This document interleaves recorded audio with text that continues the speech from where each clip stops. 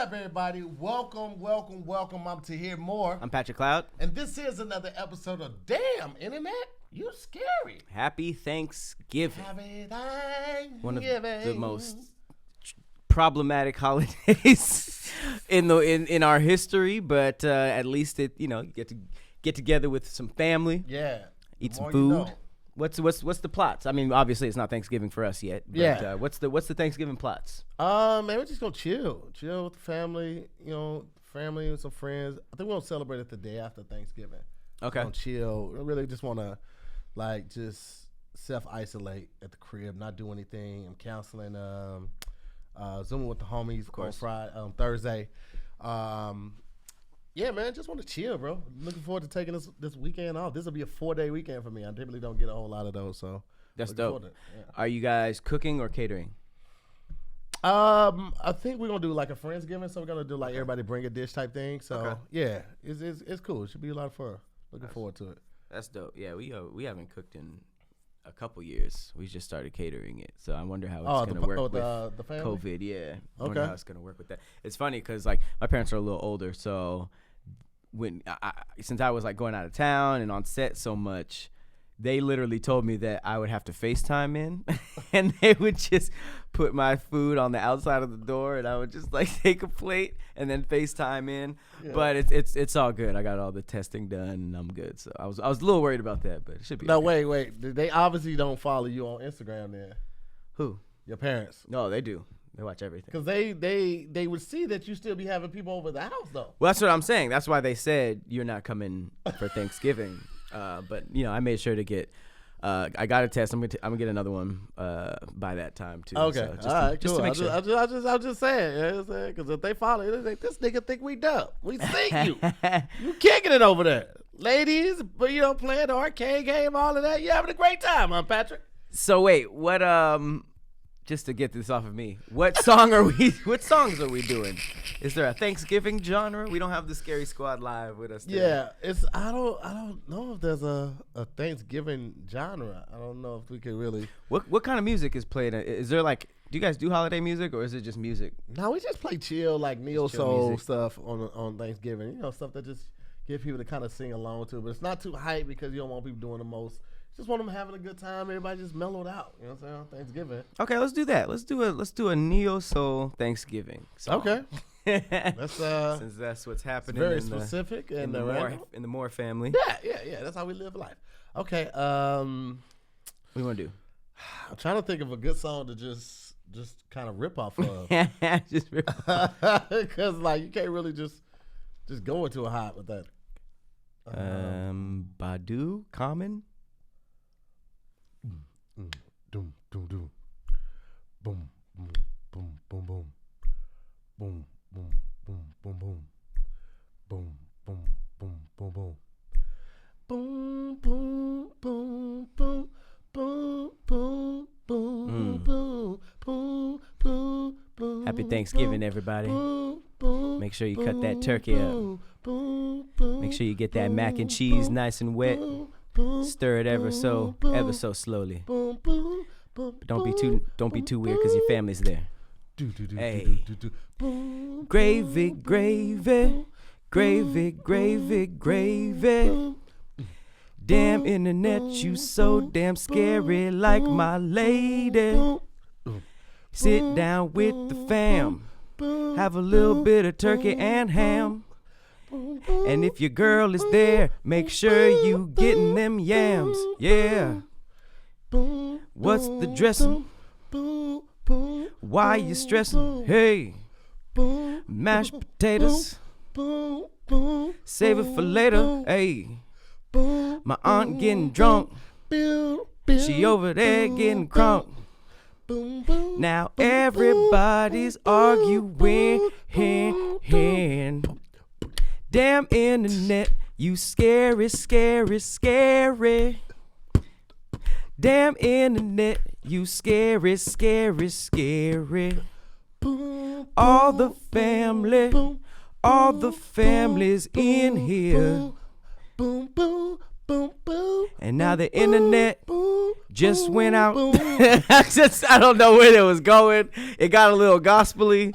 I started singing like a old woman. But it was rhyming. I was rocking like this. I was like, okay, sugar.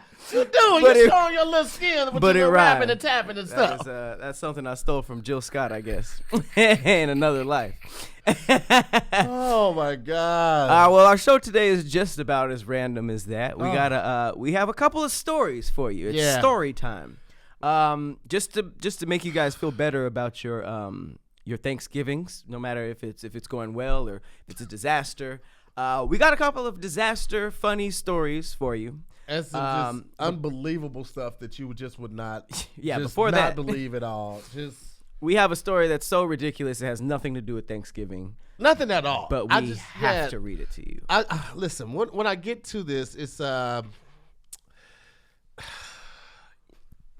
before we jump into that, because it's so extreme. We have to just embrace, So what's your favorite meal? What's your favorite meal during the holidays? Like, what do you I'm transitioning away from ham. I used to have ham every single holiday, and I'm not gonna do it this year. Yeah. No more honey baked. I'm pretty basic. I like the turkey greens dressing, as long as I have that with Hawaiian king rolls. Yeah. So I can have Thanksgiving sandwiches after. I'm always thinking about the sandwiches after. The next day it'd be clutch with the food, man. When they had time to kind of sit in them juices and all. The leftover sandwiches are more exciting because the plate, you know what the plate's gonna be. Yeah, the plate's gonna be. It's gonna be. You gonna overeat. You're gonna feel like shit afterwards. But yeah, man, I'm really looking forward to chilling with the family and the friends. And just so we're clear, we celebrate Indigenous Day. Everybody. I mean, Thanksgiving is the lamest terms of it, but we are trying to be a more productive and proactive society. We're trying to be more sensitive and more aware of what really happened with history. So because of that, Indigenous Day is what we celebrate. So if we slip and say Thanksgiving, it's just a force of habit. I can't believe grown teachers were telling us about this dinner that happened with the Native Americans. Grown teachers. I feel some type of way. They had me dressed up as a pilgrim and do a little play. It's funny that you mentioned teachers, and we're gonna get into that very shortly. But really quickly, my favorite meal during Indigenous Day is probably the mac and cheese. Yeah. And ribs. Huh? And ribs. You guys have Thanksgiving ribs every year? Every year. If I don't barbecue them, we get them because I think Boston Market still serves them too. Is this a thing? Do you guys know anybody else who does this? Well, here's the thing. If Boston Market is selling it, that means other people are buying it. So it's not just me. I'm not buying up the whole bulk of ribs from Boston Market. So I've never seen ribs on a Thanksgiving table ever. Wow. Yeah, people in the South, like Texas, they have barbecue year round, bro. Yeah. Is the turkey barbecued? No. The turkey's cooked regular, but you could get the turkey deep fried if you want. I'd be down for barbecue turkey, actually. Is that? I don't think I've ever had turkey barbecued. Have you? Yeah, I've definitely never had it. I didn't even know how you would do it. Like, does turkey go with barbecue sauce? Anything goes with barbecue sauce. Okay. Anything. You understand me? I will put barbecue sauce on any piece of meat. Do turkeys have ribs? Everything has they have a rib cage. No, but I mean, have you ever had turkey ribs? No. It's not enough meat around that. You gotta have enough meat around that to really get that. That's why it's on the beef and pork ribs like that. Yeah, I guess turkey ribs are actually a shoulder cut of turkey meat. Yeah, I've just heard about that. I've never really seen turkey ribs. Yeah. Well, I mean, it's a lot of food that everybody looks forward to. But one thing I want to encourage people to do is try something different. All right? Invite, if you're doing a Friendsgiving, invite people who are going to bring different food. Invite people who are maybe going to bring something that you never had before, right, or maybe you never had it prepared that way. Expand your palate. And that's what our first sponsor is all about. Shout out to Bokksu. Bokksu. They sent an amazing snack box to my house, and I was able to try out so many new snacks. And I've been to Japan before, and I've never tried any of these. I had this little. It was like a red bean donut type thing. Did you have that the one? two ones, yeah. I had all of them. Then the like the little spicy sticks, and then there was I can't even remember everything because I couldn't pronounce a lot of it because it was literally in Japanese, but it was so good. I love the Bokksu box. We had I believe our theme was the seasons. Yes. And because of that, they gave us some snacks that were only available at certain either in certain parts of Japan only. Like my favorite was there was a cookie that had it had like an apple in it, but those apples were native to Japan, so it was like a completely, and the cookie was like super soft. There was like these wasabi crackers that I love. Yes, so good. I actually ended up doing an unboxing on my YouTube channel if you want to check that out, because I was so into those snacks. But yeah, my top favorites was definitely the apple cookie, those like wasabi packets, and then I believe there was like this seaweed one, like these seaweed crunches ones. Yeah. Really I know good. exactly what you're talking about. So I told my family I was gonna check it out, and they could go through and pick out a couple things that they like. They went through the entire box. Oh, did they eat all of it? They saved me one of everything, but they ate the entire box. Oof. Because they're creeps. You can't just go outside your house and get that stuff too. That came from Japan. Exactly. Traveling is the best way to experience Japan. Bokksu is the second best way. Bokksu is authentic Japanese monthly snacks box delivered to your door. Okay. They partner with 100-year-old family snack makers to deliver fresh Japan exclusive snacks to your door. Every box you purchase supports these small family run businesses, and it helps keep their traditions alive. Each month, experience a different side of Japan, from flavors, pairings, and festivals to prefectures of holidays, and they carefully curate the most authentic snacks and teas. That was another thing. Definitely had teas in the box as well. I didn't try the tea yet. Oh yeah, we got the tea on deck, my boy. And teas to experience a taste of real Japan. So listen, you typically get between 20 and 25 premium sweets, treats, and teas curated from around the world.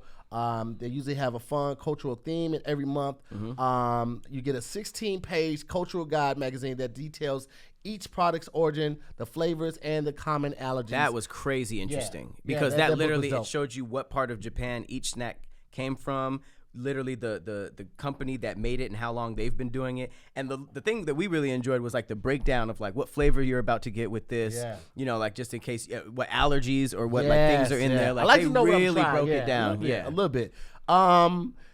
It includes member-only offers that range from discounts on Bokksu's online marketplace to access a Japanese language learning app. Bokksu is a real community, and your box ships out directly from Japan. And you get authentic Japanese snacks today. All you have to do is go to bokksu.com. That is BOKKSU.com and experience the taste of Japan. If you sign up for their mailing list, you'll get $5 off too. Again, that is BOKKSU.com.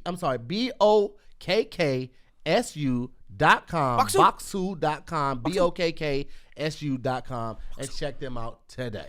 Bokksu. There it is. I'm actually excited for my December box because I went through that box so fast, and then I was just like, all right, well, they literally did it like back to American snacks. Yo, so guys, listen.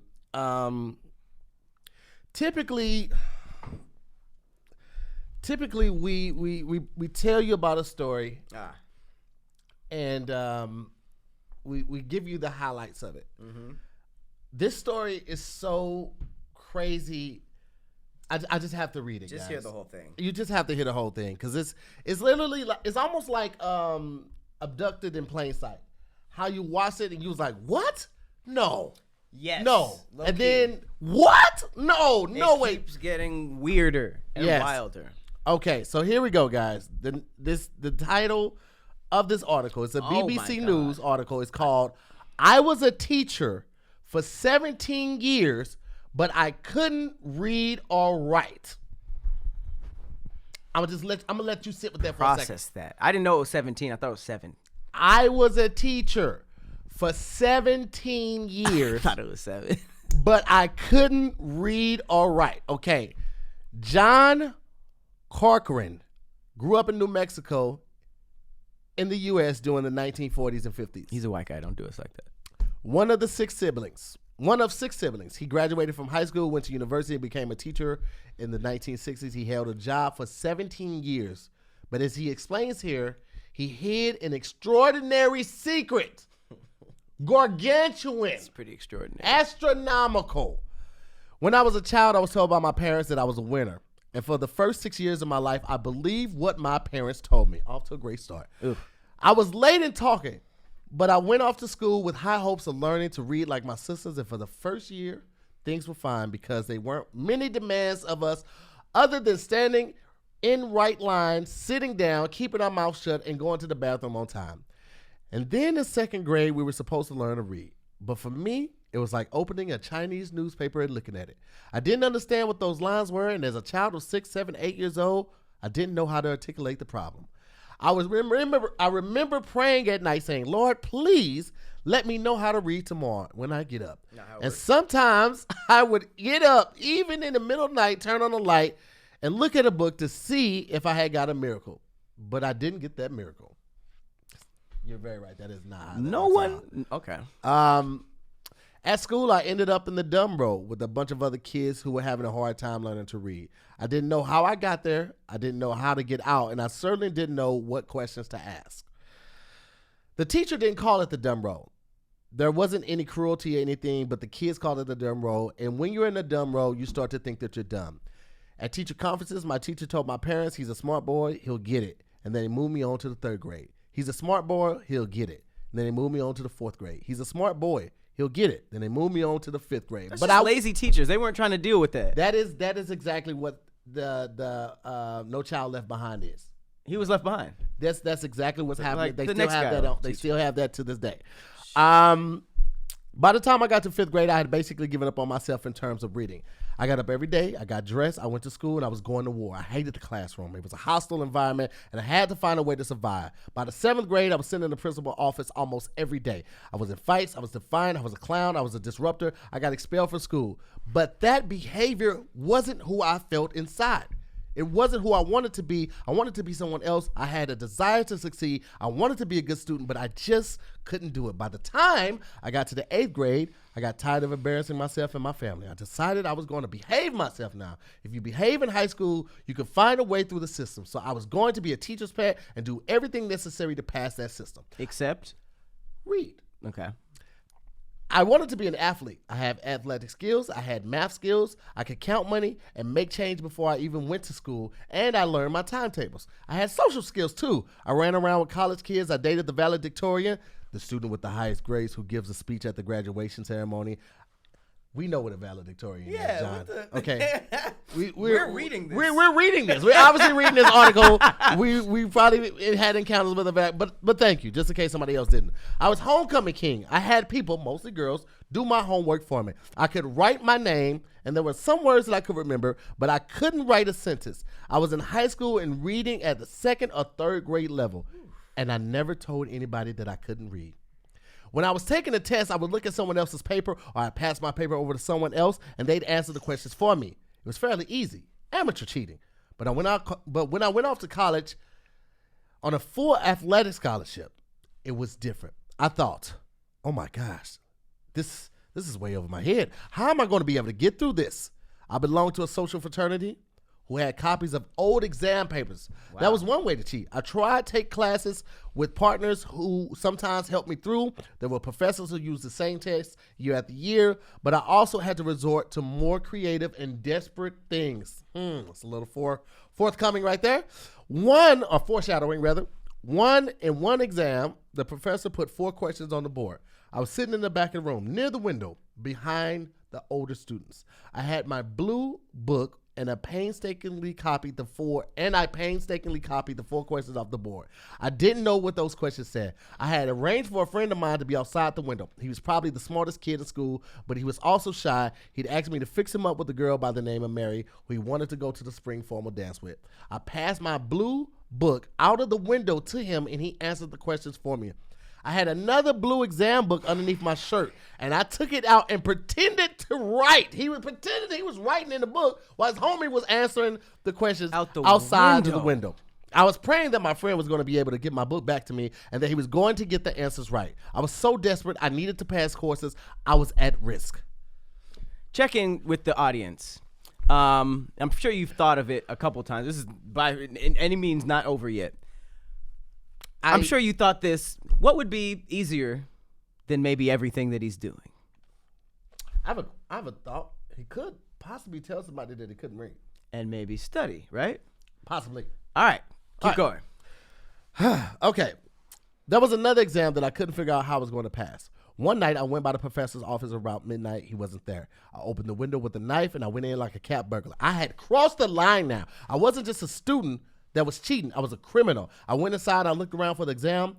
It had to be in his office, but I couldn't find it. There was a file cabinet that was locked. It had to be in the file cabinet. I did the same thing 2 or 3 nights in a row looking for the exam, but I still couldn't find it. So one night, about 1 o'clock in the morning, I brought 3 friends with me, and we went into the office. We carried out a 4-drawer file cabinet, put it in a vehicle, took it off campus to a college apartment. I had arranged for a locksmith to come. I put on my suit and tie, and I pretended to be a young businessman who was leaving for Los Angeles the next day, and the locksmith was saving my job by opening it. He opened it, he gave me a key, and sure enough, to my great relief, there were more than 40 copies of the exam, a multiple choice paper, and in the top drawer of the cabinet, I took one copy back to my dormitory where a smart classmate made a cheat sheet with all the correct answers. That was a heist.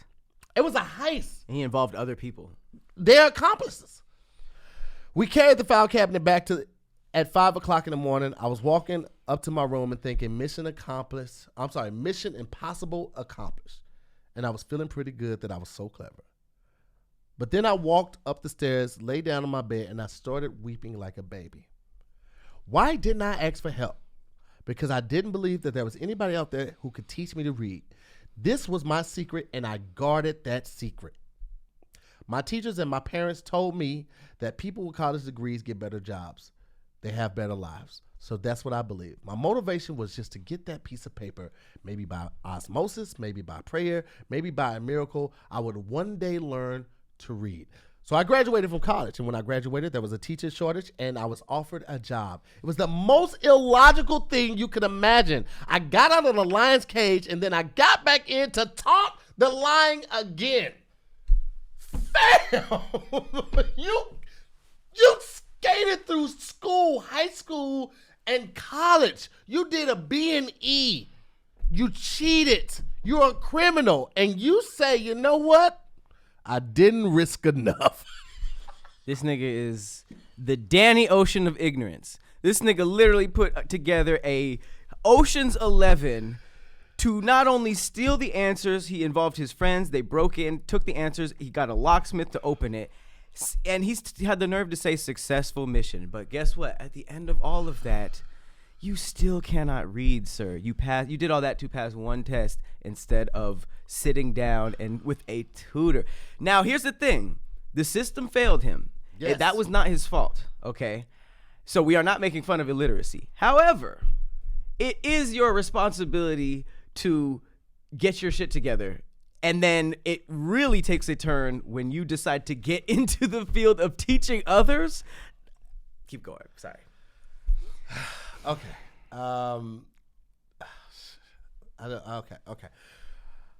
Here we go. Why did I go into teaching? Looking back at it, it was crazy that I would do that. But I had been through high school and college without getting caught. So I thought being a teacher seemed like a good place to hide. Nobody suspects a teacher of not knowing how to read. That's very true. You wouldn't expect that of your doctor. You wouldn't expect it of a dentist. You'd be like, oh, yeah, he went to medical school. You're not even looking for the signs. Yeah, you wouldn't. I taught a lot of different things. I was an athletics coach. I taught social studies. I taught typing. I could copy type at 65 words per minute, but I didn't know what I was typing. He taught a typing class. I never wrote on a blackboard, and there was no printed word in my classroom. We watched a lot of films We had a lot of discussions. He brought in those TVs with the straps on them every day that the substitute that don't care. This is what happens when you have them teachers that don't care. How are you going to teach anybody else? Keep going. You know what's crazy? It's like no one thought that something smelled fishy. Like just do the ad. Let's get back to this story. This guy should have shaved his pubes. Okay. You know what this teacher should have done? He should have shaved his pubes. And now he can, thanks to Manscaped. I really just want to get that. Winter is coming, you guys. Brace yourselves. We miss Game of Thrones. The Game of Thrones fans wrote this. Basically, you need to get your situation down there together so you're not looking like a behemoth. And now you can with the new Lawnmower 3.0 trimmer. It's waterproof with advanced skin-safe technology to reduce nicks and cuts. It even has a light to help you with your close shave down there in case you want to shave your balls in the dark. And not only that, they also have the Weed Whacker, ear and nose hair trimmer, which can help you whack those nasty weeds and those delicate holes. All right, this product has proprietary skin-safe technology to help prevent nicks, snags, and tugs. They also have the performance package. This also includes the prop preserver. This is like deodorant for your balls. I absolutely love the preserver. You also have the crop reviver, which is like a toner for your balls. Just give them a little pep in your step when you're walking down the street. And maybe you're on the other side of the wall. You don't know when you're going to take a shower. You might be doing a lot of ripping and running all through the city, you know. Don't even worry about it. They have the crop mop. Okay, these are ball wipes. All right, these work fantastic. I can tell you, I'm a big fan of the ball wipes. Just a quick go to the bathroom. Because listen, sometimes we be filming, running all day. You still want to be fresh. All right, so if you have smelly feet, the Manscaped can help you with that. They have the foot duster. It's a little spray. You put that on your feet, let it air. Then you put your sock on. Always let it air. All right, it is made to fight odors when the feet are the dirtiest. Okay, and want to smell good everywhere? Well, you can get the Refined Cologne by Manscaped. It's a clean and fresh scent designed for the refined gentleman. And on top of everything that they already thrown in, they have this shared travel bag you can carry all your goods in. I like that. And they also come with the anti-chafing boxer briefs on. I think I got the boxers on right now. Oh, we believe you. This wasn't even planned. We believe you. Hold on, wait a second. Hold on, wait, let me find it. Okay, there it is, Manscaped. Is that it? So now you can get 20% off and free shipping when you use the code DIYS at manscaped.com. Yes, and during the winter you may be spending some time inside with your balls, so you might as well make them beautiful. I read that. So again, get 20% off and free shipping with the code DIYS at manscaped.com. That's 20% off and free shipping at manscaped.com. Use the code DIYS and be sure to join the Manscaped movement. These products are no joke. That was a callback to the Game of Thrones. Game of Thrones. Yeah, I got it. It's no joke. It's no joke. All right, going back to the teach. Sorry, guys. We still have to do that. Okay. Okay. I remember how fearful I was. I couldn't even take roll. I had to ask the students to pronounce their names so I could hear their names. And I always had 2 or 3 students who I identified early, the ones who could read and write the best in the classroom, to help me. They were my teaching aides. He could not do roll. They didn't suspect at all. You don't suspect the teacher. And you know what? He's absolutely right. I remember being in class and thinking, oh, I helped this teacher out. You know, we're cool, whatever, boom, boom, boom. Right. You feel special when the teacher asks you to help. Right. You know what I'm saying? Because you know you're going to get favor. You're going to get grace with that teacher. They'll give you the hall pass when you need. They'll allow you to come. He was really asking for help. So nobody would ever suspect at this. And look at the picture. Look at this. Come on. You wouldn't suspect him. He just looks like he got out of the army. He's a white man. He's a white man that you know. Racist, huh? Okay, cool. I'm just saying, you would think that. One of my biggest fears was a faculty meeting.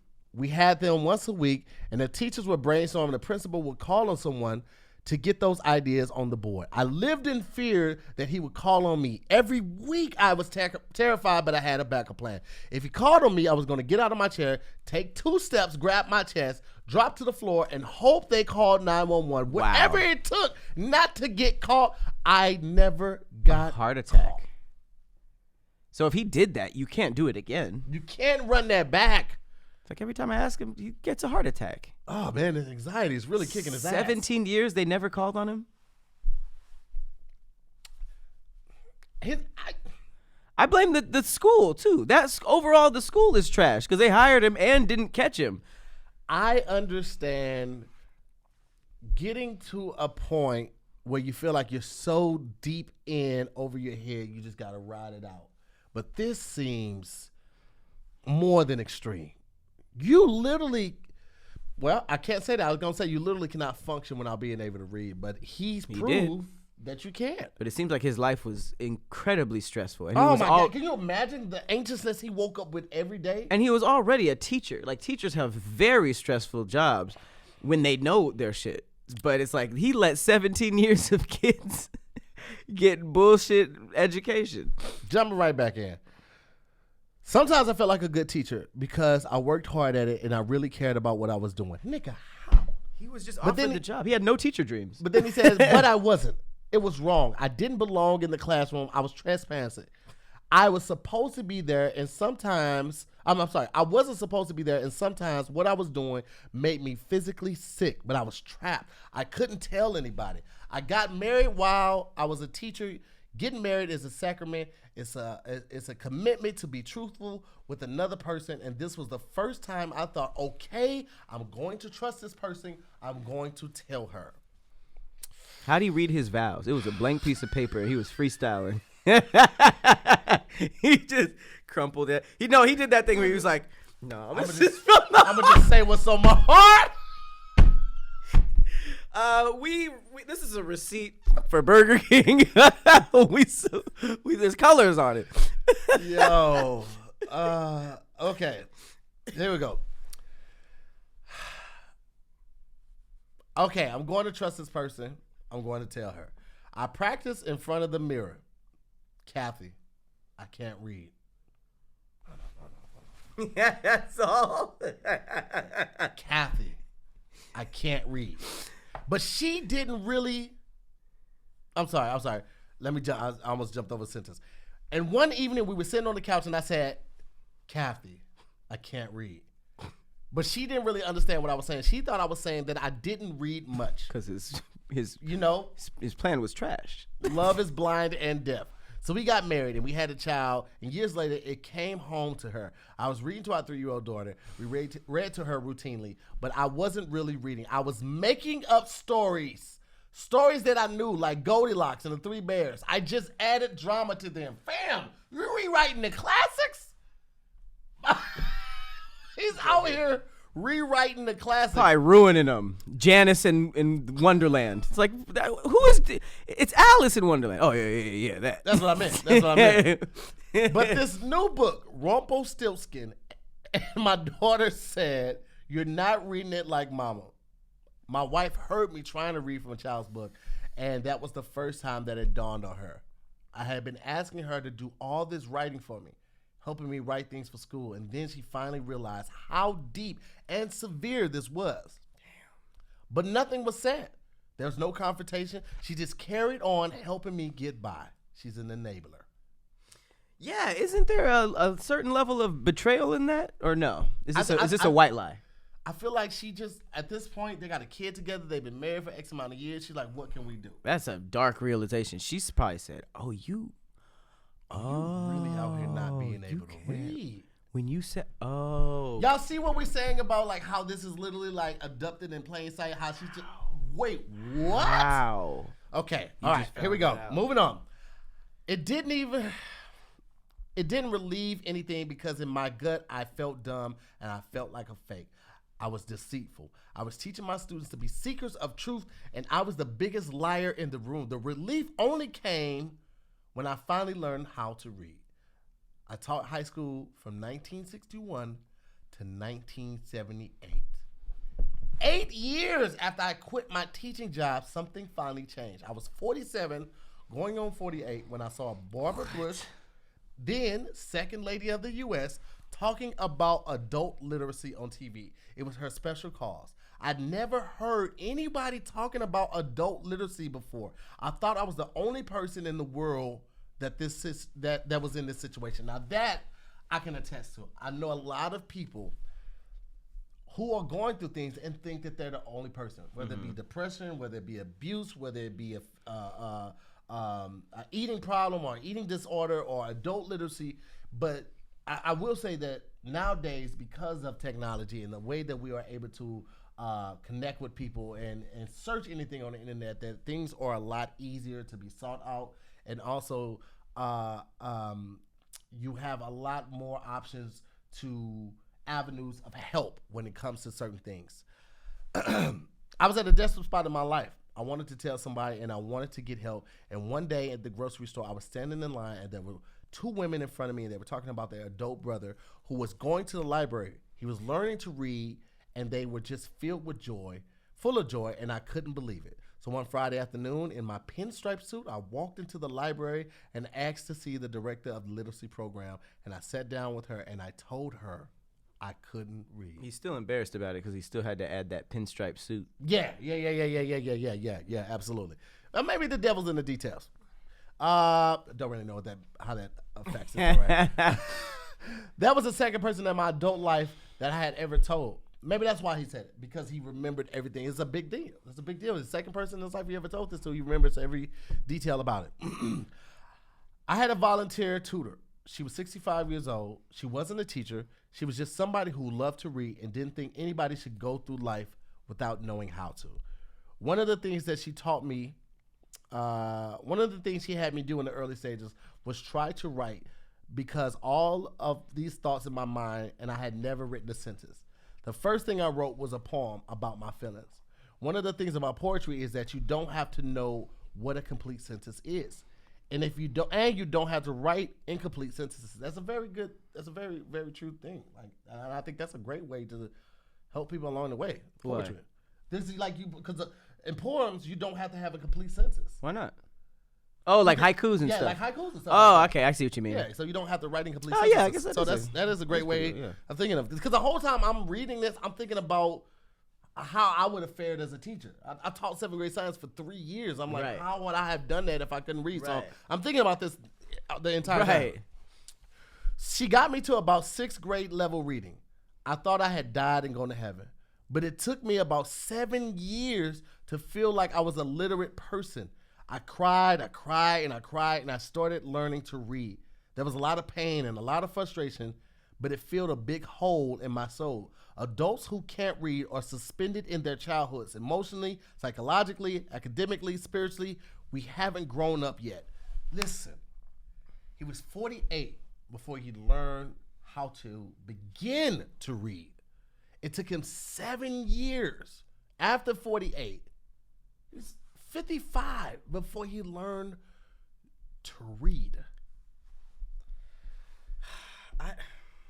I was encouraged to tell my story by my tutor, to motivate others and promote literacy, but I said, no way. I lived in this community for 17 years. My children are here. My wife is here. She's a professional. My parents are here. I'm not going to tell this story. Sir, you taught school for 17 years. People need to know because they might need to go get tested. They might be in jobs that they're not qualified for. Sir, what do you... Oh, my God. All right. But eventually I decided I would. It was an embarrassing secret. It was an embarrassing secret, and it was a shame-based secret. So it was a big decision.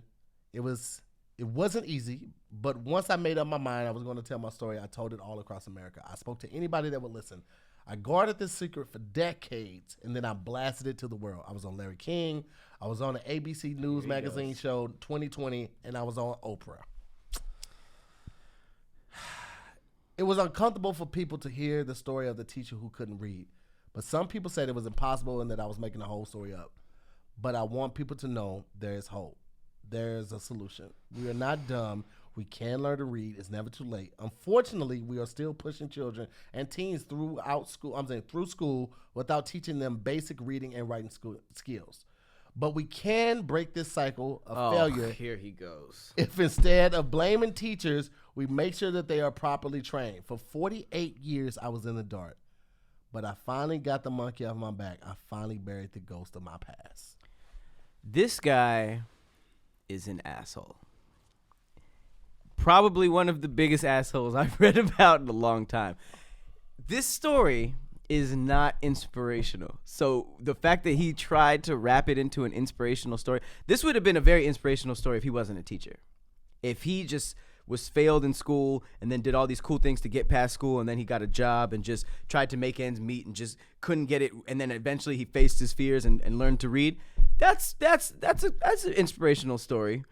But putting off the actual hard work of learning it, like a lot of us did, and I know that we all come from like different situations and stuff, but the fact of the matter is that he put that off and then also opted into going into one of the most important jobs that our society has. Teachers are unsung heroes. They're leaders. Absolutely. So a good teacher and a bad teacher is the difference between a kid, his mental development. So the fact that you were in a classroom for 17 years and then you decide to pat your back afterwards, like, hey, I did it. Let me tell my story and get more attention. Asshole. I agree. And I just want people to understand something. Like, there's two ways you can look at the story. 3. 1, you could just read it and it just be entertaining. Like, wow, that's crazy. I didn't know that. 2, you could joke about it, make jokes like, that nigga ain't late. But I feel like it's not appropriate right here, right? 3, you can look at this for what it really is. This was a white man who breezed through the system. Mm-hmm. And I know y'all like, it's always about race. Not always. Kinda. But this time, absolutely. Because there's no way possible a black man or a black woman would have been able to do that. Mm. Like, for 17 years. You have to overproof shit. 17 years.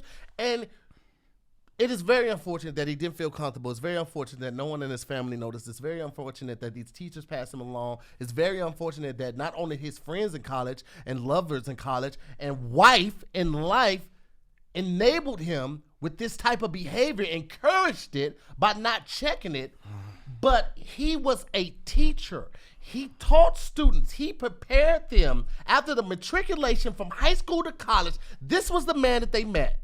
He said it himself. He's encouraging them to be seekers of truth, and he's lying. That's crazy. Not just to them, to the faculty. These are his teammates. You're lying to your teammates. You're lying to your principal. You're lying to yourself. You're lying to your family. Taught typing class. How do you do that? Bro, it is wow. It's devastating. There's it's no way. Mind-boggling. There's no way a kid had like a crazy experience in his class, like educationally. Like, man, that teacher really got me. Yes, absolutely. There's no way. And that was a spot that could have been filled by somebody, a teacher who was on top of their shit and could have changed a few lives. His story was all about him. You know what I mean? Like every turn of the story was about how he was doing. It never addressed like, even without reading, I was able to get through to these kids or blah, blah, blah, blah, blah. It was all about him not getting caught. And then at the end, he was just like, I didn't get caught. We need to change this cycle, break the cycle, change the system. Adult literacy isn't a joke. And it's like, that was like not the main meat of the story. You being a teacher and being illiterate was the main draw, I would say. 17 years, guys. I also know he did not teach any black classes, because if he had a class clown, like, I know several people that I went to high school with. Can you imagine being the butting heads with a kid and then that kid finding out you can't read? Oh my God! You can. It would happen something like this. Jerome, come write your name on the board. You write my name on the board, suck ass nigga. All right, that's it for today, guys. You guys can. I think that's the bell. The bell don't dismiss you. I do.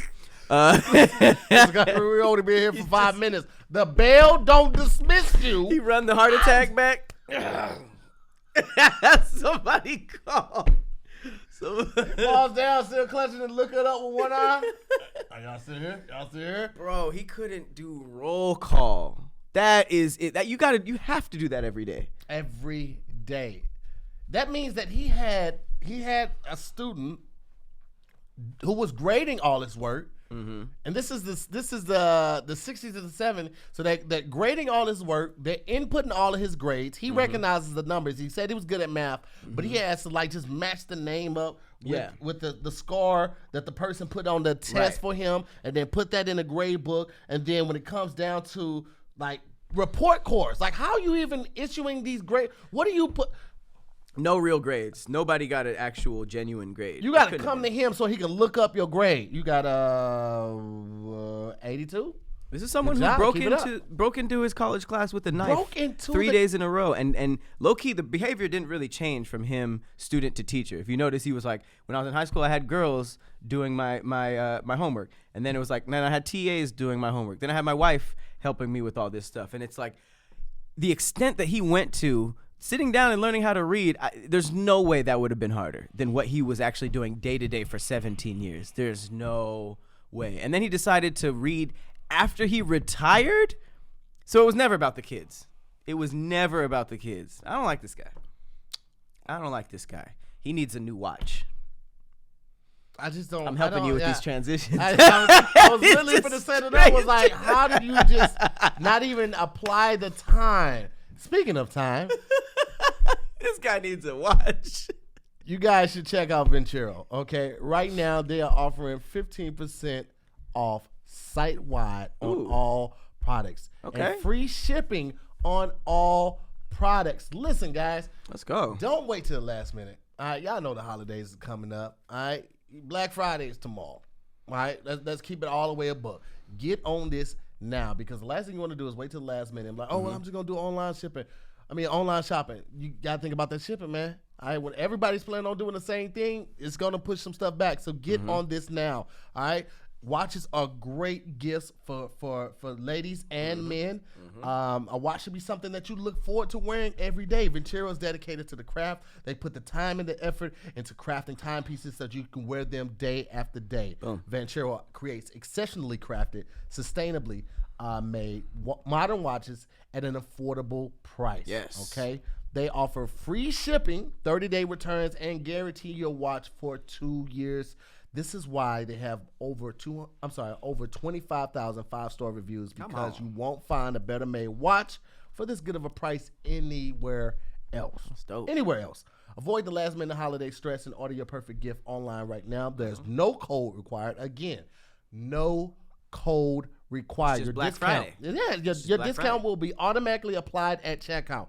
Everything on the site is on sale. I have to stress that because a lot of times people are like, yo, we got this on sale. You can get up to such and such off. No, right now, everything on the site is 15% off. Woo! There's no discount code required. It's automatically applied to you at the checkout. I'm getting another watch. So and they got sunglasses, wallets, and bracelets too. Everything, okay? You find a perfect gift online.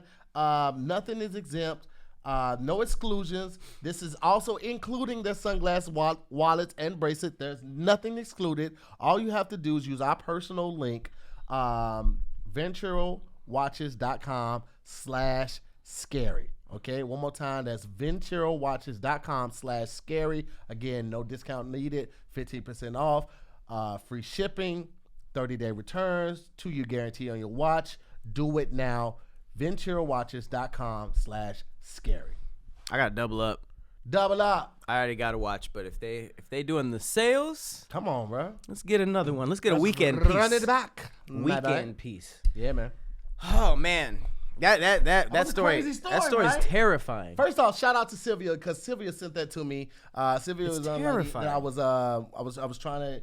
Like when I was figuring out if I needed an assistant or somebody to post for me or something like that, she was someone that threw their hat in, and it ended up not working out because I got a team working on the thing now, but she still keeps in contact with me. So shout out to Sylvia Cajon. She sent that story. She was like, hey, I think this will be a great story for you. Let me know what you think. That is insane. It was amazing. I mean, like, sending your child to school is becoming one of the most scariest things. Because it's like, there's already all the violence and the scary stuff in terms of that. But just when it comes down to just the basic education, which you're hoping that they'll get. You mean to tell me there's a chance that your child's teacher can't read or write. It's just getting to me. I'm starting to stumble over myself. I'm reading white. It's like, oh God, that says a lot more about the school than anything else. People try to make it seem like it's impressive, like it's almost like Dexter, how he was a serial killer working for the Miami PD, and I'm like, that says more about the police department. Like, y'all suck. All of these years it's been him. Y'all I was suck. watching the first season. I think I got to like the second season. Maybe I'm on like the second episode of the second season. I just was like, all right, you know what? This is kind of wild. I love that show, but his sister was a police officer. They hung out every day and talked about him. Hey, you catch that killer yet? Ridiculous. Ridiculous. Well, anyway, luckily, I have a couple more ridiculous stories to maybe make you laugh or feel better about your own Thanksgiving, because people be going through it around this time of year. Yes. These stories are quick and funny. This one isn't the worst. It's just probably one of the most embarrassing. So this is somebody named Castell W, who was invited to a friend's house.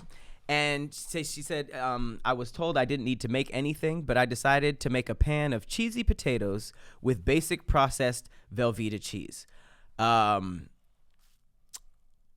That's an interesting dish to bring if they said don't bring anything. I mean, yeah, it is, but I mean, who doesn't like cheesy potatoes? It's still very thoughtful, right? When I arrived, I forgot that her husband was a chef of a high-end Michelin-starred restaurant. Oh, baby girl. All the guests were his chef friends. And the spread was gourmet. Oh, my God. Here's the worst part. They laughed when they saw my potatoes and said, "We'll give this to the kids." I'm leaving. Give me a plate to go. Listen, I would have had to just walk. I would have leaned into it. I was like, you know what? I get it. Go ahead and do that. At least somebody's eating. I'm going to get a little bit because I'm a fan of it, but I am looking forward to you guys' food. But yes, please. I'm throwing it away in front of them. Well, listen, here's the thing. If she remembered in the car, like on the way there. Oh, yeah. Don't make it appear. Why would you even bring it in? But if you remember when you walked in the house, like, yeah, I work at such a time. Nah, she walked in and smelled. She hit that smell hit her. Listen, all of them had their hats on. They all had the little button thing. Low key though, fun fact. You know the hat that a chef wears? Mm-hmm. It's called a toque. T-O-A-K? T-O-K-E, I think. Why? It's called T-O-Q-U-E. Yeah, I'm sorry. It's called a toque, and it has 100 folds in it. Whoa. Why? Each fold represents a way that you can cook an egg. So there are 100 different ways that you could cook an egg. Random fact. Whoa. That I just know. And I don't know why. That's interesting. I did not know. It's called the toque blanche in culinary. Yeah. A toque blanche. Okay. 100 folds. I didn't know you could cook eggs that many ways. I thought there was 8. Scrambled, sunny side up, fried. Poached, boiled. Deviled, is that one of them? I don't know. That's it. Okay. All right. Oh no. I gotta tell this one second. This story second. Deviled. What the fuck is wrong with you? Hey, what's up, man? How you doing? Calm down, bitch. It's 7 in the morning. The next story is further proof you cannot eat at everybody's house. This is a story called Uncle Bob. This is from Robin McCutcheon in Oxford, Ohio. She said, I spent my first Thanksgiving with my husband in his Irish-Italian neighborhood in New York City. As a newcomer, I was placed in charge of boiling 15 pounds of potatoes. When they were ready, I picked up the pan and surveyed the crowded kitchen for a sink in which to drain them. My husband's elderly Uncle Bob guided me to a small half bathroom and grabbed the steaming pot. He started to drain the potatoes into the toilet, but he lost his grip on the lid, and all the potatoes tumbled in to the toilet. I screamed, "Oh no," but Uncle Bob began fishing the potatoes out of the toilet. No one will ever know, he whispered. Now just go out there and mash them. Sometime later during the meal, my husband's Aunt Tot leaned over and whispered, your potatoes are delicious. I think you are going to fit into this family quite nicely. So I didn't even realize in the beginning this was like her audition for this family. Toilet taters. That's really fucked up. Woo. Oh my God. Yo. That's bad. I wonder when she came clean to her husband about it. It would have to be like years later to the point where it's like, because if you do it that night, you'll be like, fam, what? But I don't know. But Uncle Bob told her to do it. She was like, no, we got to throw this away. She's like, no, Bob wouldn't let me do it. It would be all on Bob. The elderly Uncle Bob? I mean, I don't know. Is an old person saying something enough for you to mash toilet potatoes? In that type of like, I was on set yesterday and I'm getting makeup done, and this lady behind me with another makeup artist, and she was showing her pictures of a baby, and she was like, "Oh, the girl, like, yeah, she's just running crazy." She's like, "Yeah, it's just a lot of work." She's like, "Yeah, you and your husband do a good job." She's like, me and my mom. She's like, "Why your husband don't help?" She was like, "He's traditional Armenian. They don't help with that. You know, he grew up seeing his father like that, and help with what? The kid." Raising. Oh, literally raising? Nothing. I don't get it. No changing of the diapers, no feeding, no picking up when the baby's crying. That's all the mom and the mother's mom raising the kid. I didn't know that. Very traditional. Is that just for babies or just even when they're adults? Like, nah. I think it's just with it's the mothers tend to all the household stuff. It's what I've been privy to. Okay. Like living among. There's a couple cultures that's a tradition. But like super like old school like that. And so I don't know how it is in Italian families, but like the old people be having to say so. Like if Uncle Bob say you leave them motherfuckers, you just go mash some bitches up. I see what you mean. Bitches up. Yeah. You know, like it's a hierarchy there. Like, and he's an elder. Hey man. Her name was also Castell. So there's that. I think Uncle Bob was just a traditionally regular white dude. but who knows? One of the things, because they said he was chilling with her husband's Italian, Irish. Oh, that's right. Castell was the last story. This is Robin McCutcheon. The only thing I would have been looking forward to Irish Italian. That Irish is drinking. Because that's one of the things I am definitely going to do. All right. This Indigenous Day, I'm going to get a litty. It's going to be a lituation.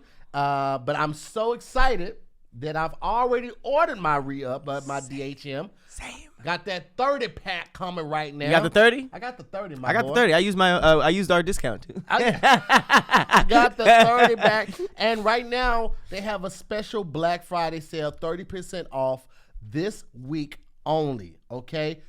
You've heard us rant and rave and sing the praises high from the mountaintop about DHM, okay? DHM Detox is a godsend for your boy, because like I said, on certain days I get lit and it's a good time. I ain't going nowhere. I'm in the privacy of my own home. I have a great time. Yeah. No Days Wasted is here to help you maximize life's moments. DHM Detox is the vitamin for people who like to enjoy their drinks. People like moi. Enjoy your holiday drinks this year and get back to doing what you love to do the next day without feeling awful. Forget the Sunday scaries and that feeling like garbage. Just take 2 capsules after your first couple drinks, and then it goes to work. Sunday scaries, I like that. Tens and thousands of people are using DHM Detox as their drinking buddy. DHM Detox uses science to help boost the body's natural response to alcohol and help break down those toxins. It's a perfect stocking stuffer or gift for your friends, family, and even yourself. Remember, holiday drinking season is upon us. Couldn't be happy about it. So stay prepared for all the festivities so you don't have to struggle through the next day. DHM Detox offers risk-free purchase. So if you don't love it, they'll refund you on your first box. If you haven't tried it yet, now is the time. And like I said, now you can get 30% off your first order and free shipping in the U.S. Just head over to nodayswasted.co. That's .co/. DIYS30 and use the promo code DIYS30 at checkout. Again, that's nodayswasted.co.co/DIYS and use the promo code DIYS30 this week only for 30% off. Okay, 30% off. You guys do this now. You will not regret it. It's really one of those things you have to experience to believe, you know? So I know even if you're like, I don't know about that as a gift or something like that. Trust us. It's really one of those things you have to experience to believe, because if you give it to somebody and they, like they say, don't have any Sunday scaries the next day after drinking, they will be a believer, much like us. And because you guys are seeing this on the Thursday right now, this week is almost over. So don't wait. Do that today. Do it right now. Get your 30% off. Don't sleep on this, because I was mad when I ran out and I was going to the cabinet looking for it. I was like, damn, all out of it. Don't be like me. Left. Go grab your some right now. Get 30% off. All right. That was okay. So we have a couple more horror stories. I want to do the wheelchair one. All right. So this is an interesting story because it's called "Someone's Aunt Almost Crashed Down the Wheelchair Ramp." It says, "We hosted Thanksgiving at my house one year." This is submitted by Sierra A. And our dining room is on the second floor of the house. My aunt was in a wheelchair at the time, and we didn't know what to do since she couldn't get up the stairs, so we built a ramp for her. We went to the store and bought all this wood and ended up really building a solid ramp. When the day came, we realized the staircase ramp was too steep. No test. My aunt was on the heavier side, so it took a lot of effort to push her up because it was so steep. When she was nearly at the top, we lost control and she nearly came crashing down. It was a whole fiasco. Long story short, we got her up the stairs eventually, and now it's just a funny memory. Another horror story, which is something I always say you should never do on Thanksgiving, is experiment with the cooking. That should be like a rule number. You know what? Fuck it. I'm doing a video next week. 10 things to not do for Thanksgiving. Yes. Do not experiment and put the whole... Oh, okay. This was in the 80s. Said this is by a girl named Zelda B. In the 1980s, my mother went through an experimental cooking phase. One Thanksgiving, she served a French cassoulet du midi as a side dish. If I hear that's on the menu, I'm probably not going to come. I'm not messing with that at all. The stuff was gray and about the consistency of cement made with some kind of beans. Well, she made gravy. What is that? Why would you? Okay. My sister's boyfriend had a large portion, but then later in the meal, he threw up all over the dining room. Not even excuse himself. Blah. And this was the boyfriend. The table, chairs, china, cabinet, and people. It took a couple hours to clean, and the carpet had to be professionally cleaned. Wasn't funny at the time, but we laughed about it and that boyfriend for years afterward. I don't blame the boyfriend. That is 100% Zelda and her mother's fault. You don't serve cement cassoulet du midi for the first time on Thanksgiving. That throw up was an honest review. That was your honest Yelp review. A couple hours to clean up. You know how much throw up? It was Exorcist, just projectile. Man, okay. All right. Here's another thing you could add to your list. Someone forgot to clean the turkey. So this was by Minjohn70. What y'all out here doing? He literally had to say, make sure to take the guts out of the turkey before serving it. Come on, fam. We had Thanksgiving at my grandparents' house once, and they served it with all the guts inside. That's a lot. This is another reason why you shouldn't get Thanksgiving at anybody's house. This is submitted by Bassarith on Reddit. My grandmother ran out of counter space, so she took out the turkey on the tray, looked around, and put it on the ground for like 3 seconds. Oh, my mama. I'd push your grandma down. The turkey! Oh, mamas, I'm too... And, man, what the fuck wrong with you, Jezebel? Now, she also has a dog, Roscoe. Oh, come on, bro. Who had been following her all day. Earlier, she tossed him a turkey giblet, and I guess that didn't sit well with him. He defecated all over my grandma's leg, the floor, and, yep, the freshly cooked turkey in one explosive 2-second blast of fiery diarrhea. Wait, so grandma set it down for 3 seconds. 1 second into it, the dog shit it for 2 seconds. That is, he was in and out. He was like, here's my chair. He was a thief. And that was like some Gone in 60 Seconds type shit. And, 3 seconds. But what the crazy thing is that he got the turkey giblet, got sick, and was like, I'm going to get this bitch. Put it down, bop, bop, bop, 3. He got a 3 kill. And it said they all crammed into a car and went to the only Mexican restaurant in town. I wouldn't let the grandma go. I feel like it's only right. She need to eat that chicken, that she turkey. She need to eat that shitty turkey. You like that dog? I ain't been following you all. You and that dog will eat that turkey together. Because you don't know how to act. It's in the goddamn turkey. There's so many other places you could have set on top of the refrigerator. You could have put it out of the oven. Ovens have trays. So many other places. You could have set it on the oven door while you pulled it out. So many other places. Ooh, Eartha. Eartha? I just gave her an old I ass feel name. like that's probably not too far off. That's the funny part. Couple more. There is a turkey explosion, I guess.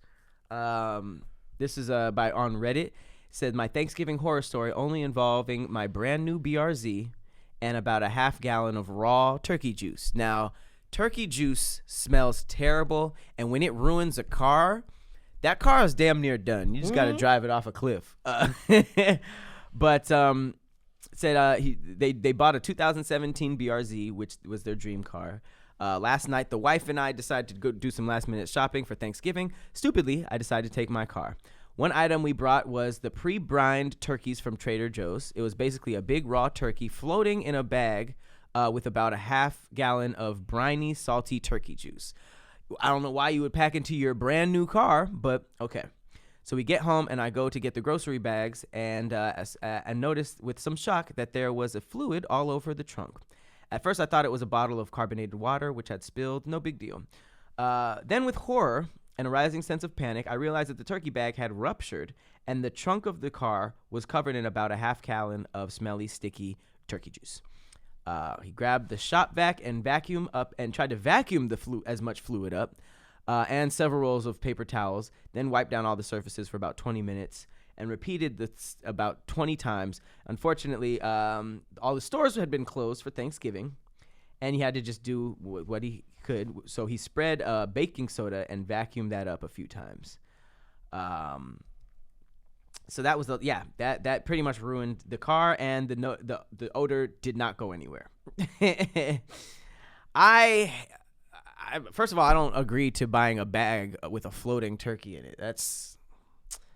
That's weird. I feel like that should be done at the house. I don't know who did this, Brian, but so he took bought that your out. car. He what? He bought your car. What? This is the BRZ. Oh yeah, I got the FRS. Yeah. But yeah, that's like it's basically the Same same thing. build. Yeah. And he fucked it up. I was like, what is this car that's his dream car? And I was like, oh. He had the sports car. BRZ. I almost got the BRZ. All right, last one is probably my favorite. This is a family that had a Thanksgiving curse that went 6 years strong. This is by JDoc. Some numbers. It doesn't really matter. He said, my family can't have Thanksgiving dinner because every time we do, something bad happens. In year 1, my mom dropped a frozen turkey on her finger and had to have surgery. That is the most Thanksgiving specific accident ever. How did she drop? She dropped a frozen turkey on her finger and probably broke it or sprained it. Right, but I'm thinking, you know what? I'm thinking she dropped it from the other hand. It could have just like this. Yeah, I don't get why it. would Because she you do need that? you need 2 hands. But year 2, the rolls started a fire and almost burned the house down. Who's burning rolls? Year 3, a neighbor backs into my parked car and totals it. I think that was just a hit. Year 4, to prepare for emergency dental surgery scheduled for the Monday after Thanksgiving, I had to take antibiotics. I woke up on Thanksgiving and threw up all over the living room carpet at my mom's house. Year 5, my grandma, who spent every Thanksgiving that I can remember with us, dies. That was just the rolls catching on fire. Neighbor hit my car. My grandmother dies on Thanksgiving. And then this year, my mom had to have an emergency surgery last Friday. So instead of having Thanksgiving dinner tomorrow, we are having it Wednesday night. That one's not that crazy, but I hope she's okay. I saw the rolls on fire. I thought the rest were going to be funnier. That was just an actual really bad curse for Thanksgiving. His mama need to be under supervision. Every couple years, she doing something ridiculous, man. Right. His mama need to be watched, man. She out here wilding out. Mm-hmm. She probably put the rolls in the oven. It's crazy. I even read one that somebody opened their turkey on the day of, and the shit still had feathers on it. Oh, come on.